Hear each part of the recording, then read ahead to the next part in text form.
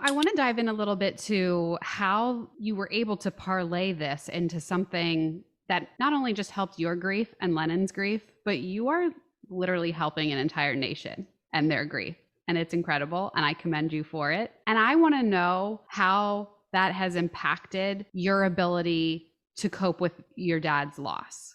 Because I know the way that I feel, like every time that I get a message from someone that's like, oh my God, thank you for making this podcast. It's helping me so much. It's like another Band-Aid on the pain that I feel. Like in being able to help somebody else is helping myself. So I'm wondering if you have a similar experience. Yeah, it's such a good question. I appreciate you asking it. It's been a roller coaster in the sense that initially this was 1000% what I needed for my healing. I needed to sit down with people who didn't feel like clinicians or like random people in a support group. I needed to sit down with people who likely could become my friends and who I could build emotional, relational connections with. Essentially, it was like what I craved for my own healing didn't exist. So I made it up. Made it. Yeah. There was definitely a dark period personally when we were like, this was no longer about me healing the grief of my dad, but it was about convincing the world that this thing needed to exist and having to talk about my dad, but then follow it with a fundraising ask or go to dinner parties to, launching a dinner in a new city. In the very early days, basically wherever Lennon and I would go, we would see who we could round up on Facebook and help kind of seed dinners. But it meant that there were a couple years where the conversations that I was having around the table felt like a rehearsed spiel as opposed to like this super deeply intimate personal story. And it was an important phase because in that moment I was learning like, oh, my grief is changing. I actually have verbally processed this. I now have a group of friends from my first dinner party table who I can turn to when I need to like get something out and like go out dancing, or when I've had a bad day and I just need someone to talk to. It was hard in the middle times where we were standing up the organization, and our Lennon and my both of our personal stories were so tied to the formation of this organization. But I feel like we turned a corner when we started to get more kind of external validation from the world, when participants were like, holy shit, this is amazing. This is exactly what I needed. And we could turn the spotlight away from our stories and our parents and recede into the background ever so slightly and have this be about the stories of new tables that we're forming and the new staff members that we're joining. And it's interesting because Lennon and I really don't talk about our own grief stories all that much anymore. Sometimes when we're doing interviews like this, we do. Neither of us are active participants at like a table currently. And I don't think either of us would say that we're not acutely grieving. And yet our friend circles, like the people who we hang out with on the weekends, are people who we met at those initial tables, or that who we met through the community. And it is, I think every now and then I will sit back and be like, oh man, you know who would love this is my dad. Like he would be so stoked. What do you think he would say about it? And to look at how far you've come with it.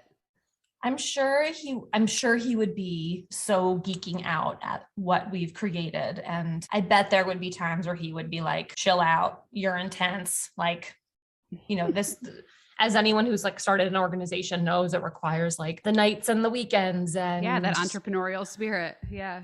Yeah. So there definitely have been periods where I'm like taking my personal heartbreak and funneling it into like a late night working, and that has worked for me. So I'm pretty sure he probably would have told me to like chill out a little bit over the years and not be like the most. And I'm positive that like looking at the kind of network that we've built and the things we're learning actively and how we're helping people turn their heartbreak into a place for deep friendship and connection, I feel like he would have his glass raised to cheers it all. Oh, that's beautiful. There was something that you said I want to go back to about how sometimes it can feel like a spiel when you're talking about your grief story. And I totally can resonate with that, because there are times if I think maybe I've become so what's the word I'm looking for here? But like you've become so almost immune or so almost numb to the story of it, because we are in positions where we have said it so many times that I worry sometimes. I'm like, do people think that I don't care?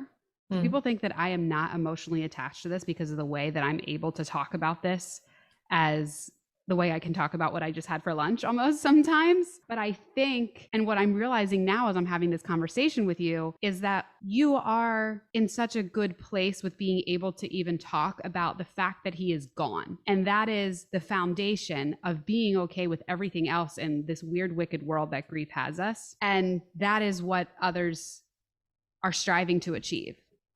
So I hope that it's these other people that are coming to the dinner party and these other people that are coming to my podcast are saying, okay, look at what we might be able to achieve once we have the support of the dinner party and the people in this community. And it is possible to get to a point like this. 1,000. And not necessarily look at it. I think, you know, our brain always wants to tell us the worst of things. And so instead I'm telling myself like, oh, people are looking at us thinking, oh my God, they're emotionless. They don't care. How could they, you know, they're the terrible daughters or whatever. But realistically, if we're talking about it, I think that maybe I would hope that people, it's an inspiring type of thing, you know? Yeah, it's such a good question in this like tender in between, you know.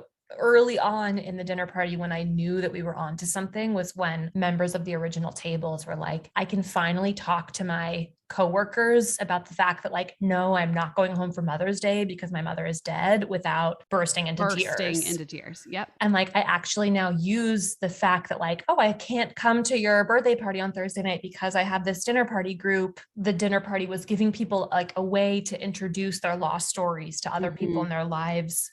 Not starting with the story of the death or the grief, but starting with the story of kind of like community and connection. And like, I got other plans. You can't sit with us, to quote Mean Girls. Yes. You gave the community an outlet and a place to be able to openly talk about it, to be able to get to a point to feel comfort. And quite frankly, that is not there without the dinner party.